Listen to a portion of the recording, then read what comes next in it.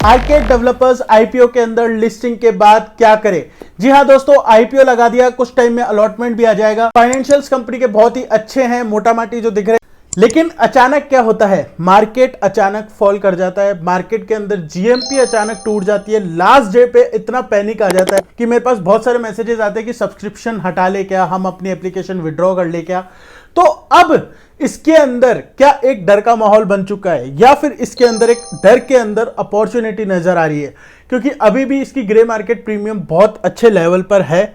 क्या है वो आगे डिस्कस करेंगे। तो दोस्तों, क्या रहेगी लिस्टिंग डे स्ट्रेटेजी, आगे का आउटलुक क्या बन रहा है, और क्या लिस्टिंग डे पर भी हम इसके अंदर एक पोजीशन बना सकते हैं जिससे कि हम लॉन्ग टर्म में प्रॉफिट कमा सके। इन सभी सवालों के जवाब आपको इस वीडियो में मिल जाएंगे।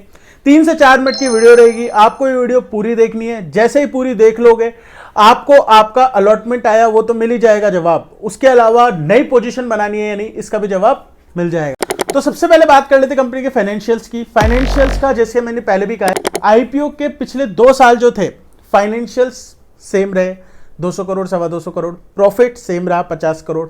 लेकिन जैसे ही आईपीओ वाला साल आया, प्रॉफिट बढ़ गए, रेवेन्यू जो है 3 गुना हो गया।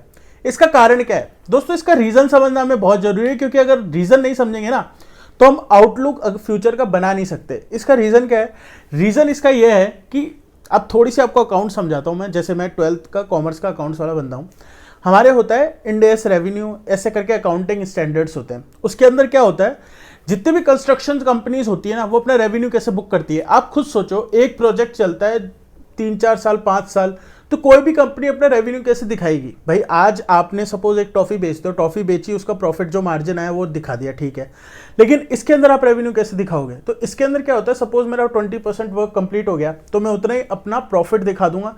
मैंने कॉन्ट्रैक्टर से 100 रुपये चार्ज किए, 50 रुपये मेरी कॉस्ट आनी थी, 20% काम पूरा हो गया, तो 50 का 20% यानी 10 रुपये का काम पूरा हो गया, और 100 रुपये का 20% यानी 20 रुपये का रेवेन्यू मैं अपना दिखा सकता हूं। तो उसमें मेरा 10 रुपये का प्रॉफिट हो गया। मोटा माटी ये कैलकुलेशन रहती है।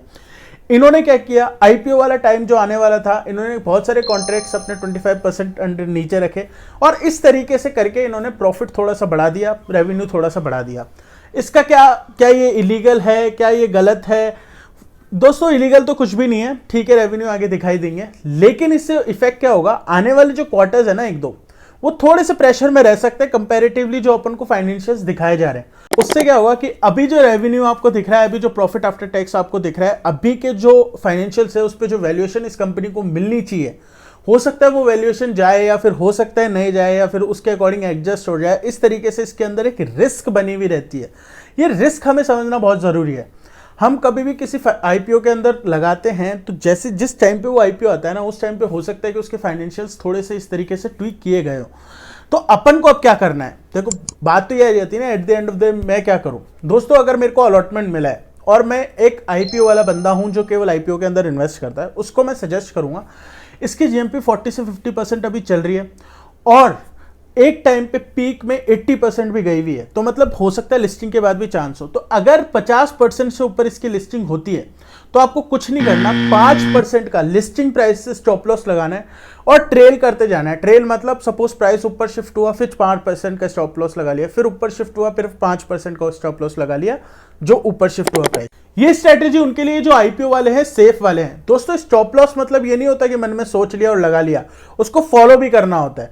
अगर 100 रुपए का आईपीओ का प्राइस है, 100 रुपए पे खुला और वो इमीडिएटली 5% गिर गया, तो फिर मत सोचो, फिर मत पूछो, फिर मत ये सोचो कि यार भाई क्या करूं, बेच दो। सीधी सी बात है, आपको अगर स्टॉप लॉस लगाया है तो फिर उसको फॉलो करना है। वरना मैं क्यों बोलता हूं, मैं आपको एग्जैक्ट स्ट्रेटेजी क्यों देके जाता हूं, मैं आपको बोल दूं दुनिया की तरह कि भाई फाइनेंशियल देखो, ये देखो, वो देखो, अब आप अपना डिसीजन ले लो।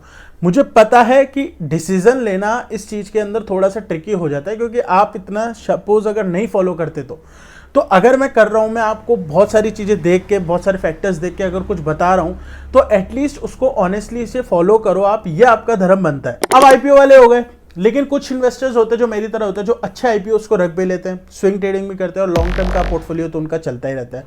तो मैं इसके अंदर क्या करता, अगर मेरे पास अलॉटमेंट आ जाता है तो टचवुड आ जाएगा, देख लेना आप। मेरे व्हाट्सएप चैनल को ज्वाइन कर लो, वहां पर मैं आपके साथ लिंक और अपना आया या नहीं शेयर कर दूंगा।